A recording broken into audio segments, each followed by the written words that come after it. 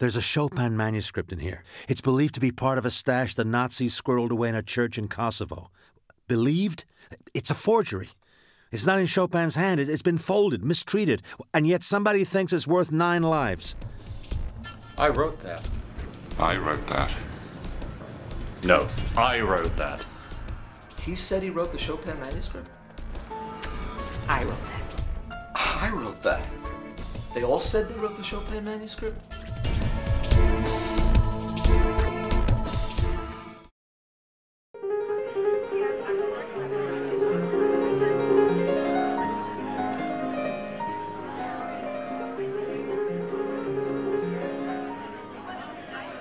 Who did write the Chopin manuscript? Well, we came to Thriller Fest to find out. But as with all good thrillers, it begins with an earlier question. What is the Chopin manuscript?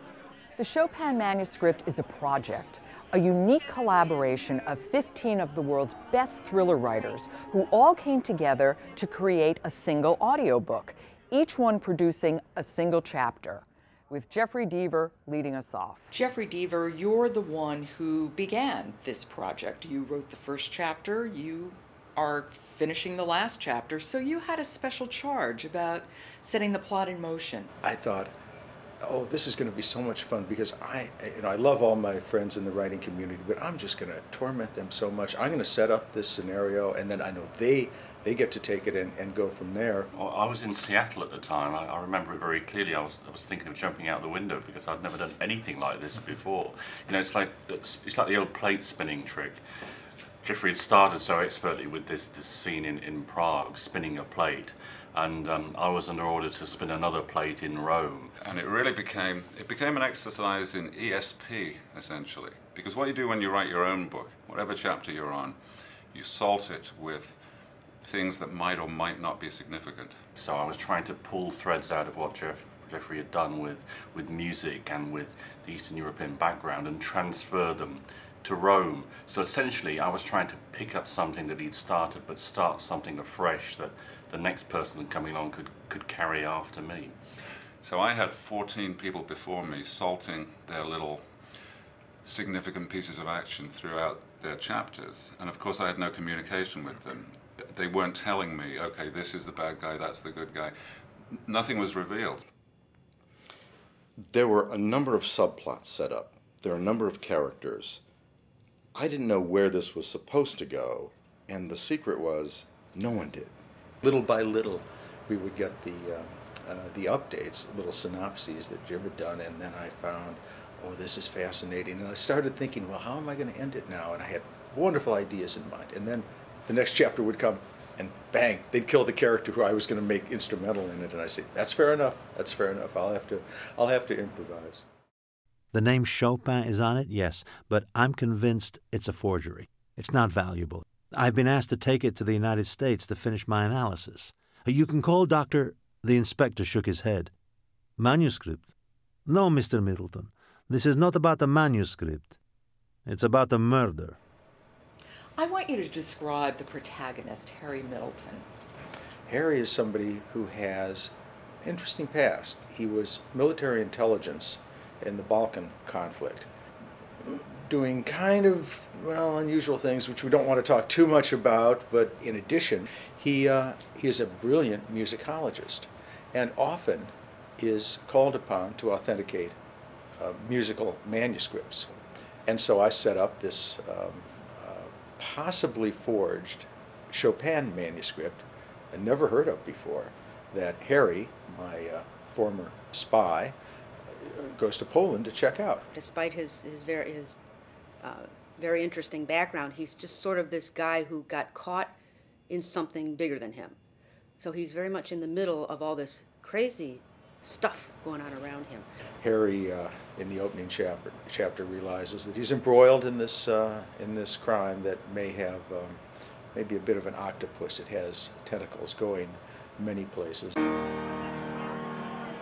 David Hewson, you wrote chapter 2 of this collaborative effort. I want you to talk a little bit about the characterization of the character of Faust. Faust was there in just one line in Jeff's original chapter.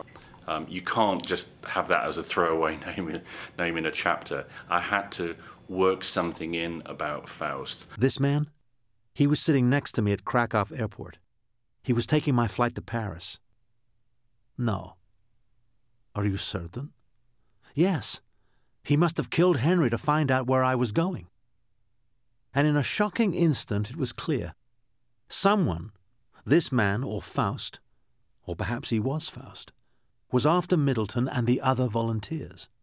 The great thing about Faust is you don't know if he's good or he's bad. He's both altogether. So it was equally obvious to me that I had to create someone who you couldn't quite understand. So being able to throw balls in the air in the second chapter, I introduced an individual who does something very, very good, but at the same time is clearly of dubious origins. If you stay here, you will die, the tramp insisted. Like your uncle, like your mother and your father. Come with me. She bent down and picked up her fiddle and bow, roughly pushing them into the case. So what do I call you? She asked. For now, you may call me Faust. Who is your favorite character in this novel? Well, there's, yes, one I am in love with. She's too young for me, sadly. She is Felicia Kaminsky. She's the one that appealed to me. So when we got the chapter, she's the one I wanted to write about. I'm sitting on the edge of my seat because I read this in the same way everybody else did. I didn't know what was going to be coming. I said, oh, don't kill her. Oh, please don't kill her. Her eyes widened in complete understanding. She knew who he was. And when she saw the metallic glint of the Glock leveled at her head, she knew she was about to die. This project had a number of unique aspects. First of all, it was a single novel written by 15 different authors. Secondly, it's written to be heard. It's an audio download. And then thirdly, it's going to be serialized.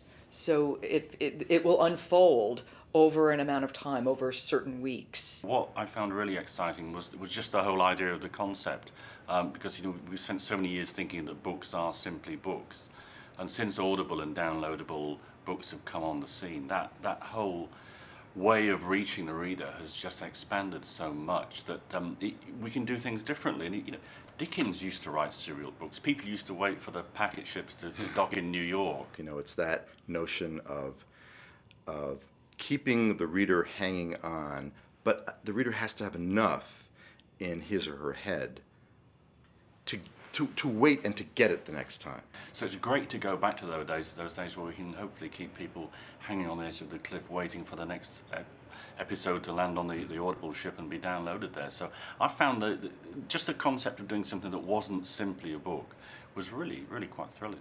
First of all, these are superb writers. They came into the assignment with a passion for it. They wanted to do a good job. They were really aware of the idea that they had to create a sense of anticipation for the reader or the listener so that they'd stay tuned to the story.